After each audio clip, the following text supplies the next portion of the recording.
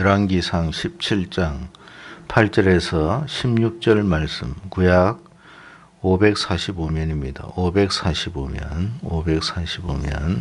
열왕기상 17장 8절에서 16절입니다. 찾으신 줄 알고 8절을 먼저 받들겠습니다. 여호와의 말씀이 엘리야에게 임하여 이르시되 너는 일어나 시돈에 속한 사르밧으로 가서 거기 머무르라. 내가 그곳 과부에게 명령하여 내게 음식을 주게 하였느니라. 그가 일어나 사르밧으로 가서 성문에 이를 때에 한 과부가 그곳에서 나뭇가지를 줍는지라. 이에 불러 이르되 청하건대 그릇에 물을 조금 가져다가 내가 마시게 하라. 그가 마시려 할 때에 엘리야가 그를 불러 이르되 청하건대 내 손에 떡 한 조각을 내게로 가져오라. 그가 이르되 당신의 하나님 여호와께서 살아계심을 두고 맹세하노니 나는 떡이 없고 다만 통에 가루 한 움큼과 병에 기름 조금뿐이라. 내가 나뭇가지 둘을 주어다가 나와 내 아들을 위하여 음식을 만들어 먹고 그 후에는 죽으리라.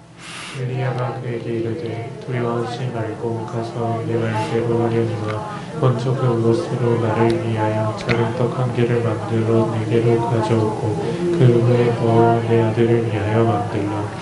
이스라엘 하나님 여호와의 말씀이 나 여호와가 비를 지면에 내리는 날까지 그 통에 가루가 떨어지지 아니하고 그 병에 기름이 없어지지 아니하리라 하셨느니라. 그가 나서 엘리야의 말대로 하였더니 그와 엘리야와 그의 식구가 여러 날 먹었으니. 16절 같이 읽습니다. 여호와께서 엘리야를 통하여 하신 말씀같이 통에 가루가 떨어지지 아니하고 병에 기름이 없어지지 아니하리라. 아멘. 우리는 지금 2022년도 들어오면서 무너졌던 믿음을 회복하자라는 제목으로 함께 주제를 가지고 2022년도를 출발하고 있습니다. 그 가운데 우리가 무너진 예배를 회복하고 또 무너진 기도의 자리를 회복하고 이렇게 회복해가는 그런 삶을 살아야 할 줄로 믿습니다. 오늘은 우리가 회복해야 할 세 번째 부분으로 헌신에 관한 부분, 그것을 우리가 회복하자 하는 말씀으로 함께 은혜를 나누기를 바랍니다. 사람들은 헌신이라고 하는 것, 헌신은 자신의 몸을 드린다는 것이죠. 그러니까 몸을 드린다는 말은 그만큼 희생한다라는 뜻입니다. 자, 이렇게 헌신한다는 것을 어떻게 생각하느냐 하면 뭔가 손해보는 듯한 그런 어떤 느낌을 갖습니다. 내가 소유한 것을 잃어버리는 것이다 생각을 합니다. 그래서 불신자들은 하나님 믿는 사람들이 하나님께 헌신하는 것에 대해서 매우 이해할 수 없는 일이라 생각을 합니다. 교회를 다니는 사람들 중에도 그렇게 생각하는 사람들이 간혹 있습니다. 헌신에는 여러 종류가 있는데 시간적으로 하나님께 헌신하는 경우도 있고 또 물질로도 헌신하는 경우도 있고 자신이 가진 재능을 가지고도 하나님께 헌신하는 경우가 있습니다. 무엇으로 헌신을 하든지 하나님께서는 그 모든 것을 기쁨으로 받으시고 또 축복으로 은총을 베풀어 주신다라는 사실입니다. 근데 대개 사람들은 자신이 가지고 있는 시간도 그렇고 재능도 물론 그렇지만 물질을 가지고 헌신하는 것에 대해서 도무지 이해를 못하는 경우가 많이 있습니다. 이해할 수 없는 일이다 생각을 합니다. 그도 그럴 것이 우리의 삶이 여유롭고 넉넉하면 그나마 다행이지만 그러지 못한 형편이 훨씬 많기 때문에 그럴 것입니다. 빠듯한 상황 속에서 뭔가 헌신을 한다. 있을 수 없는 일이라 생각을 합니다. 상식적이지 못한 일이다. 그렇게 우리가 판단을 하기가 쉽습니다. 그래서 신앙생활을 하지 못하는 이유 중에 하나도 바로 이런 헌신에 대한 오해로 말미암아 비롯되는 경우가 많이 있습니다. 우리가 잘못하면 이거 패가망신한다. 그래서 대개 불신의 가정에 사는 사람들이 뭐 아내든 남편이든 자녀든 교회에서 헌신하고 봉사하고 뭐 특히 물질에 대해서 이렇게 드리는 것을 너무 싫어합니다. 이거 어떻게 살려고 그러느냐. 앞으로 어떻게 살려고 정말 이런 행동을 하느냐. 왜 대책 없는 행동을 하느냐. 이런 생각을 가집니다. 자, 그렇다면 과연 헌신하는 것이 정말 나 자신과 또 내 가정에 또 정말 손해를 끼치는 일일까? 우리가 그걸 한번 생각해 볼 필요가 있을 것 같습니다. 결론적으로 말해서 우리가 하나님을 위해서 주님을 위해서 헌신하는 사람들 중에 인생이 잘못된 사람들이 있느냐? 궁극적으로 살펴보면 아무도 없습니다. 오히려 잘못되기는커녕 자신뿐만 아니라 오히려 그 자녀와 가정까지도 축복을 받는 그런 결과를 많이 낳습니다. 물론 한 가지 예외가 있습니다. 이단이라든지 거짓된 자들에 의해서 속아서 잘못된 헌신을 하게 되면 분명 가정이 패가망신합니다. 그런 경우를 제외하고는 우리 주님 앞에 제대로 자신의 마음을 드리고 헌신을 하는 사람들 중에 자신과 가정이 잘못된 경우가 있느냐? 한 사람도 없습니다. 우리가 우리나라의 역사를 봐도 그래요. 여러분 1950년 6.25 사변 이후에 이 땅에는 완전히 황폐한 그런 땅이 되었어요. 오죽하면 여러분 메가더 장군이 그런 이야기 했다고 그러잖아요. 대한민국은 100년 안에 잘 살기는 걸렸다. 워낙 파괴가 돼가지고 아무것도 남은 게 없으니까 100년 안에 이 땅이 잘 될 일은 없다. 그럴 만큼 그러니까 눈에 보이는 것으로 볼 때는 그렇단 말이에요. 우리나라가 뭐 있었어요? 아무것도 없었잖아요. 4.19 일어났고 뭐가 일어나가지고 국내적으로 복잡한 일이 많았지 뭐 잘 되는 일이 없어요. 1960년대 초반만 하더라도 68년인가요? 60 초반만 하더라도 세계에서 두 번째로 못 사는 나라. 맨 뒤에서 두 번째로 못 사는 나라가 우리나라였어요. 뭐가 있어요? 아무것도 없어요. 전쟁으로 다 폐허가 되고 남은 건 아무것도 없어요. 그래서 여러분 6.25 참전용사들이 우리나라 지금 현재 이렇게 다시 우리나라를 방문하는 경우가 있잖아요. 우리나라에서 호국 보훈처에서 이렇게 그분들을 초청해가지고 이렇게 비행기 삭도 주고 해가지고 가족도 초청하고 오는데 깜짝 놀랍니다. 과연 내가 싸웠던 그 대한민국이 이 나라가 맞느냐. 그럴 만큼 너무 경제적인 부흥을 일어났단 말이에요. 지금 우리 저도 마찬가지입니다만 젊은 우리 친구들은 사실 한국이 항상 이렇게 잘 사는 나라였는 줄 알아요. 그렇지가 않습니다. 패가망신한 나라였는데 아무것도 없는 자원이 있습니까? 뭐가 있습니까? 근데 뭐가 있었어요? 날마다 새벽마다 우리 여러분 하나님의 자녀들이 교회 가서 울었던 것밖에 없어요. 자기 가정을 위해서 울고 자녀를 울고 위해서 울고 계속 그냥 한이 맺힌 마치 과부처럼 거의 하면서 교회 가서 교회 바닥에 그 차가운 바닥에 여러분 앉아서 눈물 흘리고 쏟고 기도한 것밖에 없어요. 근데 기적이 일어난 거예요. 세계 유례, 역사 유례 이런 일은 없어요. 우리나라 역사도 마찬가지잖아요. 5,000년 역사 가운데 이렇게 잘 먹고 잘 살았던 때는 지금밖에 없다고 그러잖아요. 그만큼 놀라운 성장이 일어나고 역사가 일어난 게 뭐냐? 우리나라 사람들이 하나님께 헌신을 했어요. 눈물로 기도하고 예배드리고 없는 것 여러분 교회 지을 때 옛날에 우리 이게 사료를 보면 중고등부 학생들이 여러분 교회 짓는다고요. 뭐가 있습니까? 벽돌 나르고 등짐 지어가지고 그렇게 해서 교회를 지어왔어요. 헌신한 거죠. 학교 수업 마치고 교회 달려와가지고 벽돌 날라왔어. 짓기도 하고 그렇게 해서 교회가 지어지고 또 그곳에서 예배드리고 그곳에서 기도하고 그렇게 해서 일어났던 놀라운 일들이 이 나라가 여러분 뭐 정치적으로 여러 가지 많은 복잡한 일이 있었음에도 불구하고 우리나라처럼 여러분 뭐 정치 하여튼 정권만 잡으면 비리가 없었던 적이 없었어요. 그런 나라인데도 어떻게 이렇게 잘 됐냐 말이에요. 정치를 잘해서 잘 됐다고 생각하십니까? 아니에요. 하나님이 복을 주셔서 잘 된 거예요. 배우지 못하고 가지지 못한 사람들이 그래도 하나님 믿고 하나님 살아계심을 믿고 눈물로 기도하고 헌신하고 봉사했더니 하나님께서 그 가정을 복되게 하시고 그래서 이 나라가 잘 된 거예요. 뭐 부인을 하든 말든 사실이니까. 자녀들이 다 잘못됐습니까? 아닙니다. 먹고 살기가 그렇게 힘들었던 그 가정들이 다 일어나요. 누가 잘되게 해요? 하나님이 그렇게 하시는 거예요. 그래서 여러분 정상적인 신앙생활, 믿음생활 하는 가정 속에 그 개인이나 자녀나 가정이 잘못된 일이 있었느냐?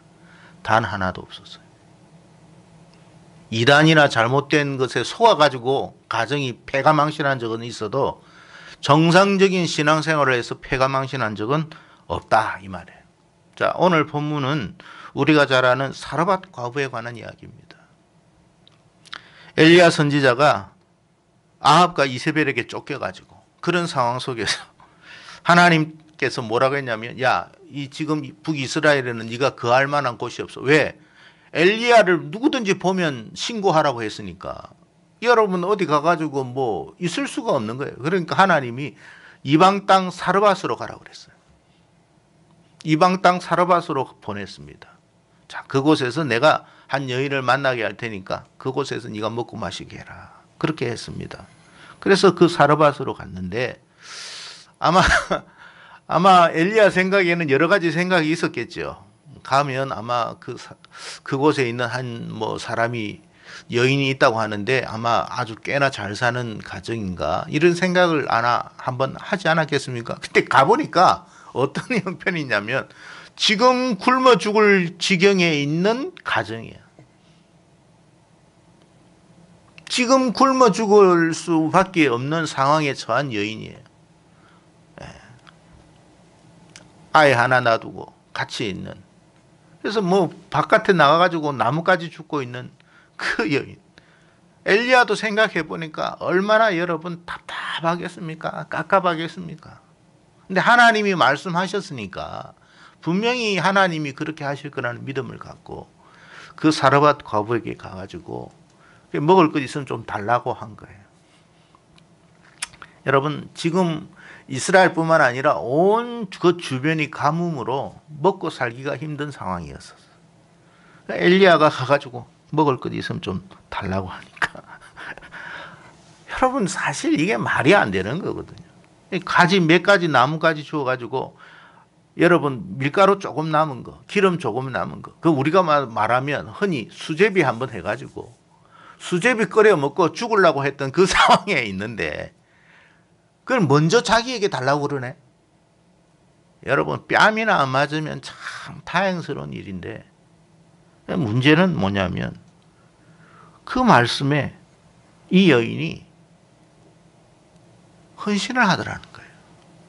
있을 수 없는 일이에요, 여러분. 엘리야가 뭐라고 이야기했느냐면 그 여인이 나는 지금 현재 이 조금 밀가루 가지고 수제비 뜯어가지고 우리 아이하고 먹고 죽으려고 하는 상황입니다. 나 가진 것도 없습니다. 그렇게 이야기했어요. 그러니까 엘리야가 뭐랬냐면 내가 믿는 하나님, 내가 섬기는 하나님이 분명히 약속하셨으니까 두려워하지 말고 그 나부터 먼저 조그마한 떡을 만들어서 타오. 그렇게 한 거예요. 이 여인이 그 말을 어떻게 했다고요? 오늘 말씀해 보니까 믿었다라는 거예요. 엘리야가 말하는 그 말씀을 정말 하나님의 말씀으로 믿고 받아들인 거예요. 그리고 헌신한 거예요. 여러분 우리가 주목해야 할 사실은 뭐냐면 우리가 하나님의 말씀을 얼마나 마음에 새기고 사느냐. 우리가 이 자리에서 나와 하나님 말씀을 듣기는 하지만 진짜 하나님의 말씀을 내가 마음에 새기느냐. 그건 두 번째 문제예요. 나오는 것은 나오는 거고 말씀을 내 마음에 새기는 것은 그 다음의 문제예요. 목사님을 통해 가지고 하나님이 말씀하시는 거거든요. 말씀하실 때 다들 이 말씀을 하나님의 음성으로 받아들이느냐? 그렇지는 않다 이 말이에요. 물론 받아들이는 사람도 있고 안 받아들이는 사람도 있고 거부하는 사람도 있고 내 처지와 형편과 상황을 보면 이건 말도 안 되는 일이다 생각하고 다 걸러들어서 이거는 할 수 없는 일이야 생각하는 경우가 더 많아요. 그런데 마음에 그 말씀을 새기고 순종하는 사람이 있더라는 거예요. 그가 누구냐? 이 시대의 사르밧 과부예요. 많은 사람들이 헌신에 관한 말씀을 종으로부터 듣기는 하지만 그렇다고 다 헌신의 자리로 나오는 건 아니에요. 그 중에 하나님의 말씀이 그 자신의 심령에 꽂히는 사람이 있어요. 왠지 모르게 이 말씀이 순종하지 않으면 안 될 말씀처럼 들리는 사람이 있다 이 말이에요. 그런데 그 사람들이 이제 헌신을 해요. 그런데 그 사람들이 하나님으로부터 복을 받는 사람이다 이 말이에요. 지금도 여러분 하나님께서 이렇게 주의 종들을 통해서 요구하는 일들이 참 많습니다. 그런데 먼저 뭘 생각한다고요? 우리 처지, 우리 형편, 우리 상황을 먼저 고려하죠.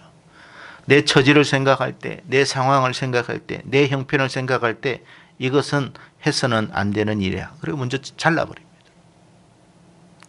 하나님께서 왜 그 엘리야를 이 사르밧 과부 집에 보냈겠을까요? 어차피 이 사르밧 과부는 수제비 한 그릇 해먹고 죽든지 이래도 죽고 저래도 죽는 상황이에요. 여러분. 한 그릇을 먼저 먹어가지고 몇 시간 내가 좀 더 사느냐 그 정도일 뿐이지 이 여러분 흉년과 기근 때에 오래도록 살아남을 수 있는 상황은 아니라는 거예요. 얼마나 버틸 수 있을까요? 여러분 밀가루 한 주먹 가지고 수제비 한 그릇을 먹고 우리가 얼마나 버틸 수 있을까요? 오래 버틸 수는 없어요. 정말로 근데 그 상황 속에서 하나님의 말씀이 믿어지더라는 거예요. 대개 사람들은 여러분 벼룩에 간을 빼먹지 이 상황에 와가지고 부잣집도 아니고 나 같은 처지에 있는 사람한테 이 헌신을 요구한다는 게 말이 되는 일인가. 정말 무례한 일이고 무리한 요구를 한 거예요. 여러분 하나님의 말씀이 여러분은 어떻게 들리십니까? 지금요 세상 경제를 한번 잘 살펴보세요. 세상은 점점 경제적으로 힘들어가는 지경에 처해 있습니다. 우리나라만 그런 게 아니에요. 온 세계가 그렇습니다. 지금 인플레이션의 영향으로 물가가 폭등하고 있어요. 기름값 팍팍 오르죠. 기름값만 오르는 게 아니에요. 곡물값 올라갑니다.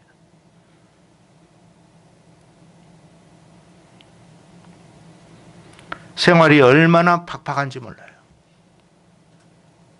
아마 여러분도 아시다시피 장 보러 갔을 때 마트든지 시장을 가더라도 옛날에 여러분 돈 10만 원 가지고 갔을 때 장바구니에 담았던 것과 지금 여러분이 담았을 때의 그 느낌은 완전히 다를 거예요. 먹고 살기가 점점 힘든 상황에 처해 있습니다. 그런데 이런 상황 속에 하나님께서 헌신을 요구한다? 여러분은 어떻게 들리십니까? 강도나 다름이 없구나. 그러니까 교회를 가면 안 돼. 그러니까 신앙생활 하는 건 아니야. 뭔가 상식적이어야 말이지. 사르밧 과부의 입장에서 볼 때는 엘리야가 마치 도둑놈처럼 보일 수도 있습니다. 뭔 저런 날강도 같은 놈이 다 있나. 그렇게 생각할 수도 있다 이 말이에요. 그런데 정말 놀라운 것은 어떻게 이 사르밧 과부가 그 엘리야의 말에 순종을 하느냐 이 말이에요. 그게 놀라운 거예요. 그게. 하나님이 그 사르밧 과부의 마음을 어떻게 해요? 만지신 거예요. 여러분 이 자리에 나와서 하나님이 우리의 마음을 주실 수 있다라는 것. 내가 하나님의 손에 의해서 내 마음이 만져지게 된다라는 것. 놀라운 축복입니다. 아무나 할 수 있는 게 아니에요. 누구나 헌신할 수 있으면 누구나 이와 같은 기적이 일어나겠죠. 그러나 누구나 다 이와 같은 기적을 경험하는 것은 아닙니다. 하나님께서 그 심령의 마음을 만져주시는 사람이 있다 이 말이에요. 그게 축복이다 이 말이에요. 뭔가 여러분 밀가루가 막 쏟아져서 축복이 아니라 하나님이 내 마음을 만져주신다는 그 자체가 축복이에요.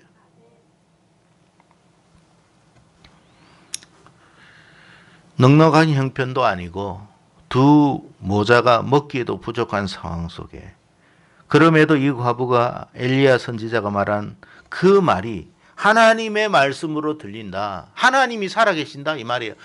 여러분 생각해 보세요. 여러분 하나님 살아계심을 믿습니까? 우리가 항상 이 말씀 안에서 생각해야 할 것은 진짜 하나님은 살아계신가? 그리고 그 말씀에 하나님은 신실하신 분이신가? 이걸 항상 점검해야 돼요. 하나님 정말 살아계시는 거 맞아? 그리고 하나님은 분명히 신실하신 분 맞아? 그게 믿어지는 사람이 복된 사람이에요. 여러분 사도행전 16장에 보면 빌보성에 루디아라고 하는 한 여인이 있었습니다. 바울이 여러분 안식일에 말씀을 전하는데 뭐 말씀을 전한다고 다 받아들입니까? 한 강가에 가서 말씀을 그냥 거기에 뭔가 일하고 있는 한 여인들이 무리가 있어서 말씀을 전했어요. 근데 그곳에 루디아라고 하는 여인이 있었던 것 같습니다. 근데 그 성경에 보면 뭐냐면 하나님이 그의 마음을 열어라고 되어 있어요. 바울의 말을 청종케 했다라.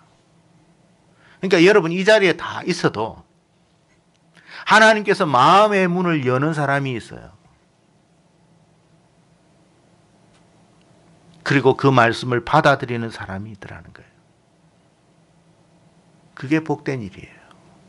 그런 사람이 헌신할 수 있어요. 그 헌신이 하나님께서 받으시는 축복이 되는 거고 축복을 쏟는 하나의 계기가 되는 거예요. 지금 조금 전에 말씀드렸습니다만 세계 경제가 점점 어렵습니다. 여러분 1차 세계대전, 2차 세계대전 발생했던 원인을 여러분 살펴보면 세계 경제의 공황이에요. 세계 경제 공황. 사람들은요 경제가 올스톱 되면요 돌파구를 뭘 찾느냐면 전쟁으로 돌파구를 찾아요. 그래야 돌아가니까. 많은 사람이 죽더라도 그래야 돌아가니까. 지금 여러분 중동 전쟁, 중동에도 심상치 않죠. 유럽에는 우크라이나 문제로 심상치 않죠. 지금 이 동부가 심상치 않죠. 한번 터지면 같이 터진다는 것 알아야 돼요. 왜? 그래야 사니까. 그래야 경제가 돌아가니까.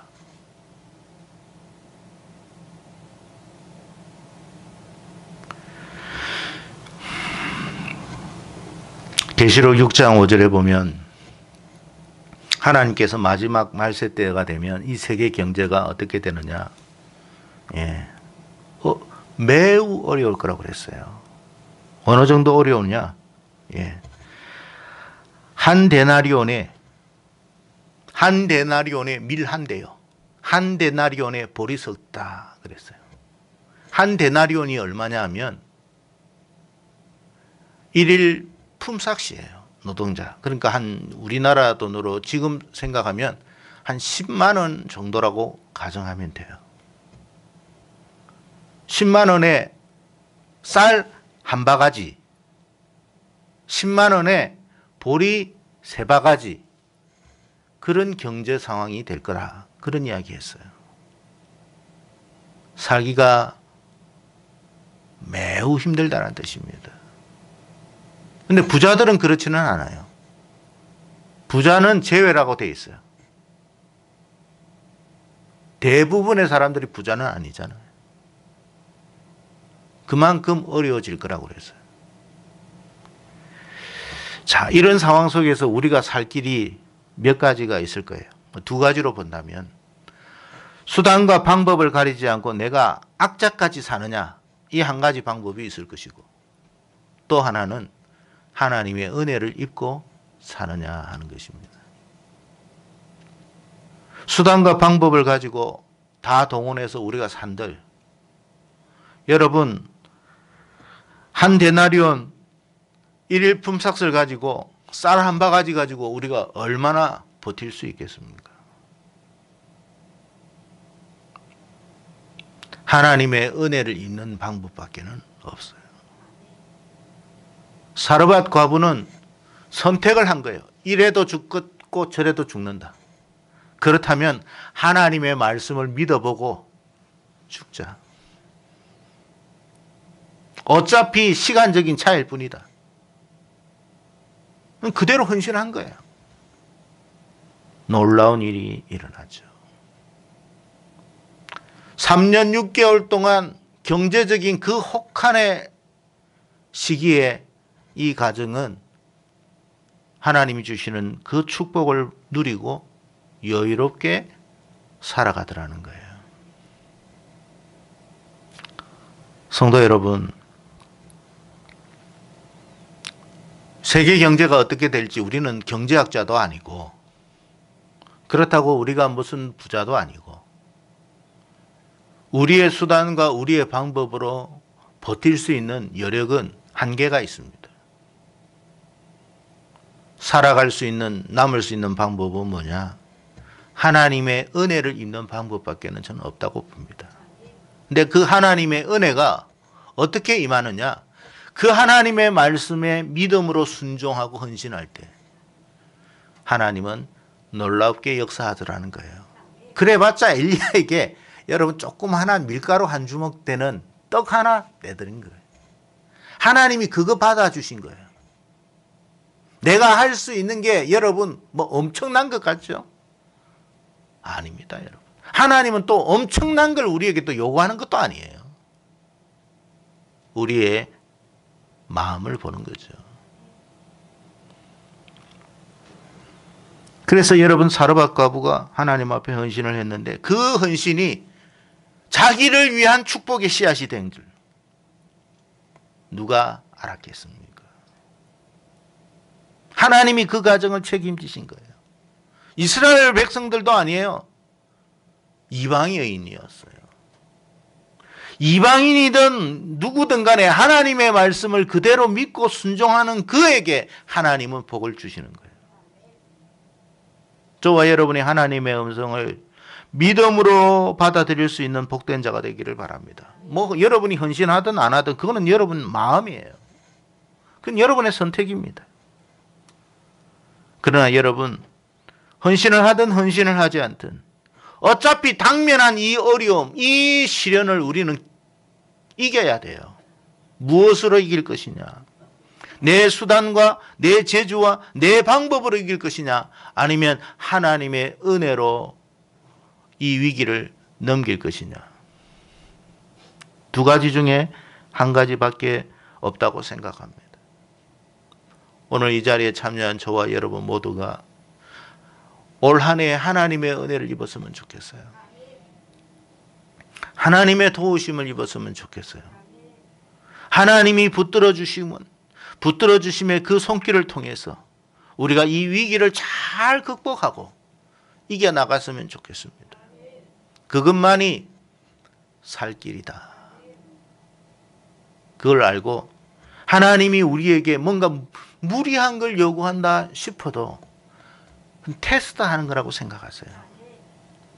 하나님은 그 밀가루 한 주먹 그거 여러분 오병이어를 일으키시는 하나님이십니다.